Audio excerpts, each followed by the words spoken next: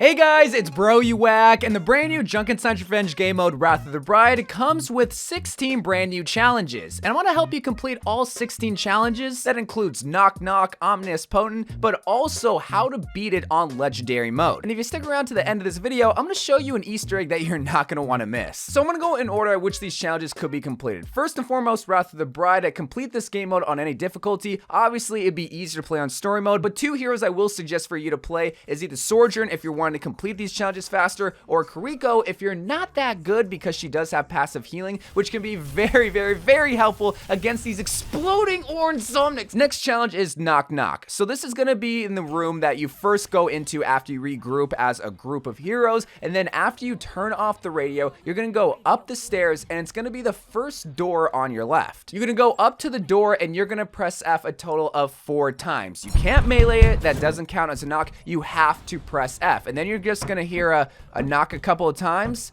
and then after those 4 times, the F button should go away, and you should complete the Knock Knock challenge. The next challenge is one that I'm sure everyone is clicking on this video for, Ominous Portent. Once you leave the tavern, you're gonna head to the first point of Eichenwald, and right away underneath the bridge, you're gonna see the first Banshee moment. She's just gonna run very quickly past that horde of Zomnics. Once you witness that moment and kill the Zomnics, you're gonna go towards the gate and activate that. Now, what you're gonna do is not pick up the keys right away, because what you and your group can do is just walk around the map and see the Banshee moments. But if you're wondering where the Banshee moments happen, it's going to be in this order. One moment is going to be right behind the gate next to Grandma's house. The other moment is going to be on the roof of where the mini health pack is. The next moment is when she's running on the floor right before she heads into the next moment, which is when she's crawling up the building like a spider. Another moment which involves a jump scare, which honestly got me the first time, is going to be after she opens the door right in this middle pillar. And surprisingly, I've been seeing a lot of people complete this challenge before they pick up the keys, but I think another moment with the Banshee is when you actually pick up the keys and she jump scares you right before you pick it up. But just remember before picking up the keys to walk around the map, because one thing that I didn't know my first time around is that she continuously just runs and activates these moments before you pick up the key. The next challenge is gonna be Witch's Brew. Now this is very important because how you activate this challenge is after you defeat Symmetra and the additional pet in the form of the gargoyle Winston. Once you defeat them, what you're gonna do is you're gonna go into this room. Now how you get to this room is that you're gonna look at the big castle of Eichenwald, you're gonna look towards the left, and you're gonna go over the water, and there's gonna be this door that's gonna be half cut off. This door will only open after you defeat the summoner Symmetra, and the only way that you can get into this room is if you crouch and you walk forward. And they're gonna see this Witch's Brew, this like pot of green stuff. You look at it, and then you should get the challenge. Now, I will say this challenge is a little bit bugged, so what I found to work is that if you just exit and then re-enter, you should then get the challenge. Lantern Lid is surprisingly kind of a difficult one if you don't know the trick to it. So after you burn down the gate with the TNT of Ash, what you're gonna see is Sigma is gonna be coming to you. What you're gonna wanna do is whoever Sigma is gonna be tracking, have them wait in the back and allow you guys to push past him. Once you push past him up the stairs, there's gonna be a blue lantern on a stick towards the left in this tiny little room. You're gonna crouch next to it, sit next to it for 6 seconds, and then you're just gonna run like heck. Now, it's very important that you have somebody attract Sigma to the far back of the castle, not only because you have to do this when that Ghost Sigma is activated, but it's also because if you all go for that lantern and crouch next to it, Sigma eventually will catch up to you and kill everybody there. Once you get past the invincible Sigma Ghost, the next challenge is going to be Automaton Transformed. To do this, you have to destroy Bastion in turret form, but another note is that you have to do this in hard difficulty. So if you're watching this while doing story difficulty, you have to go back and do it once again. But if you're doing this in legendary, I will still suggest for you to go back and do this on hard difficulty, because you won't kill him fast enough when he's in turret form. Now, one tip that I will tell you is that there is a second Bastion that you can kill in the room of Sombra, but it's not only going to be a little bit more difficult with the orange Zomnics exploding in your face, but that's also another good thing, because if you destroy the orange Zomnics and all the other bot Zomnics, it's only going to be Bastion in that room, so all you gotta do is wait for him to transform once again, and then just throw all your abilities and kill him once again. Retired where you need to destroy 15 Rip Towers. I think eventually we'll just come to you if you play on story difficulty, but if you want to know where they spawn the most, it's gonna be right before you enter in the main room of Sombra. There's like a couple that go there, but there will be more Riptires that come in the main room when fighting Sombra. Now, one tip I will tell you, if you're playing a Sojourn, throw your Electro Ball at it because you just gotta do a little bit of damage. You don't gotta fully kill it by yourself. Photozomb is a very easy challenge to do if you're an OG of Overwatch, but if you're new to Overwatch, you have no idea what to do. All you have to do is emote next to Sombra. Now, how you do this the quickest is with Sojourn. After you activate the gates into the main room of Sombra, you're just gonna slide up into this little balcony area right before she has a little highlight intro and emote. That's all you have to do. This is a callback to a funny little meme in Overwatch 1 where people would just photobomb the bosses in Junkenstein's Revenge. No Spark is a very easy challenge to complete, especially on story difficulty, because all you gotta do is camp the levels at where Sombra's gonna be pulling them. There's gonna be 2 in the middle, 1 on the balcony, and 1 right next to Reinhardt, 2 at the sides, and then 2 in the far back of the room, and 1 behind the stairs. The one behind the stairs is the one that is probably gonna mess you guys up the most if you allow her to do damage, but you're just gonna have Junker Queen camp that specific lever and just go ham on her. And after that, that should complete most of the easy challenges that can be done in story difficulty, which allows you to complete free of the heroes, which could be done in one go, just getting 10,000 score, fairly easy. Then the next challenges involve the difficulty at which you play out. One of them is taking the plunge, where you have to defeat it at hard difficulty. Now, I will say that you're probably gonna have to go back to play on hard difficulty, not only to beat the Bastion, but also because there is a challenge where you have to play with 4 different heroes. So here's where I suggest to get that Bastion achievement especially, but also play a different hero. Play Kriko or Junker Queen or Ashe, because I did suggest to play Sojourn before. But for the next challenge, here comes the Bride, where you have to beat Wrath of the Bride on expert difficulty. I wouldn't even bother playing expert because you can complete this challenge by playing Wrath of the Bride and defeating it on legendary difficulty. But the other challenge that you can complete while playing these 4 different heroes is Console of the Bride. You have to eliminate 35 bosses, and a boss includes Moira, Winston,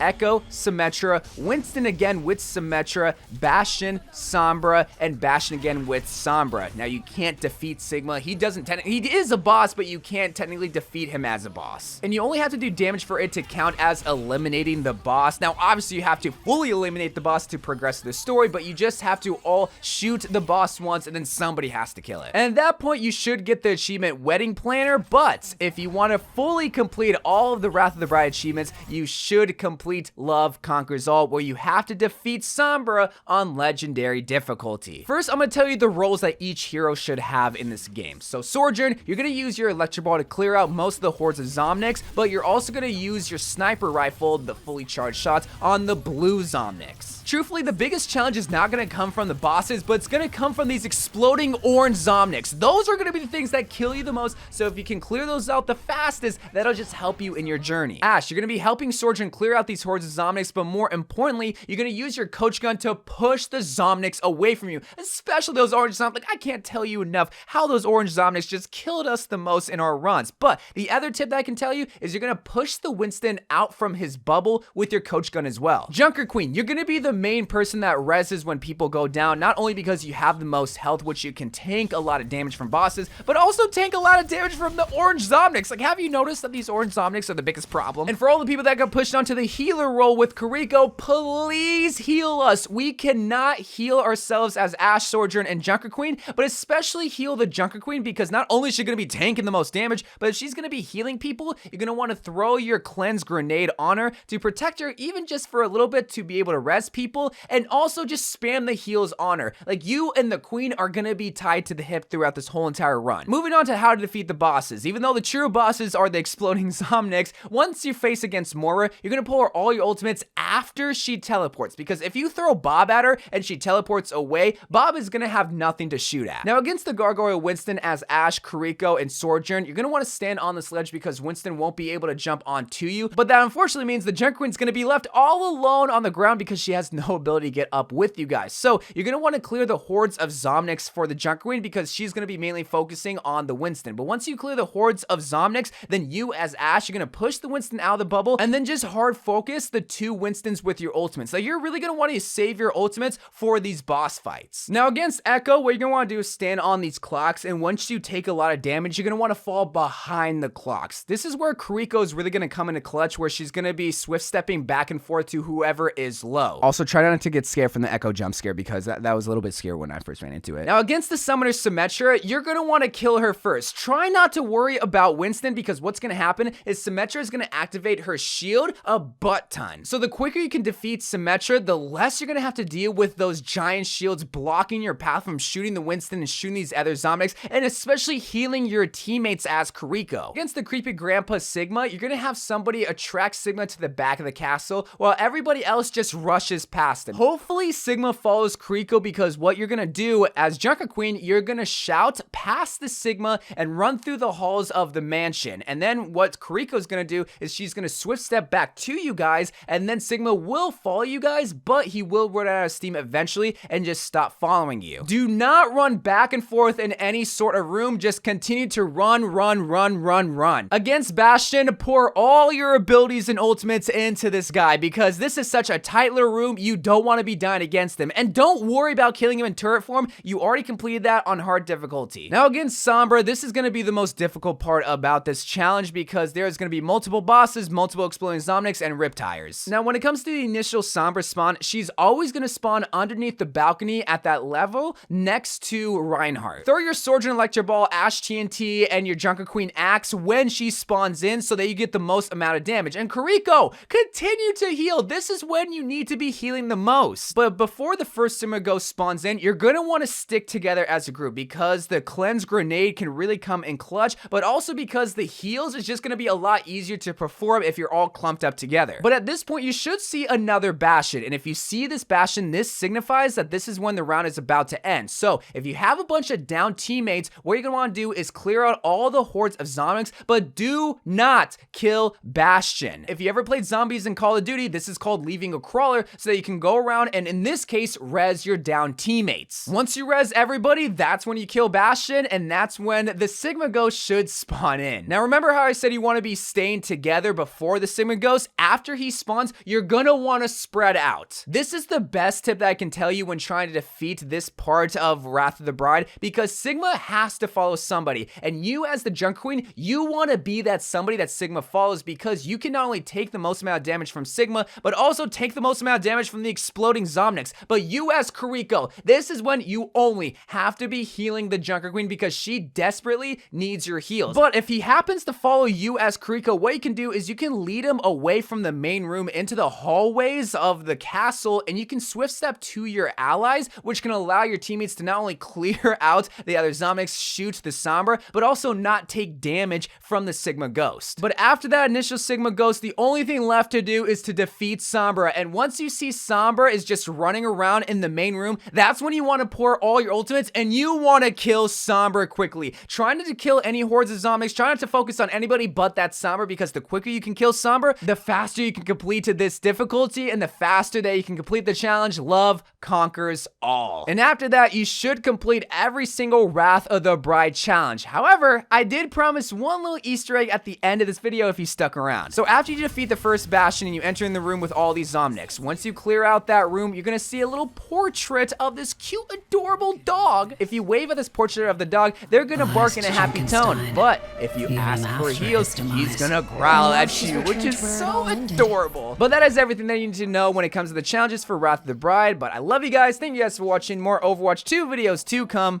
and bye.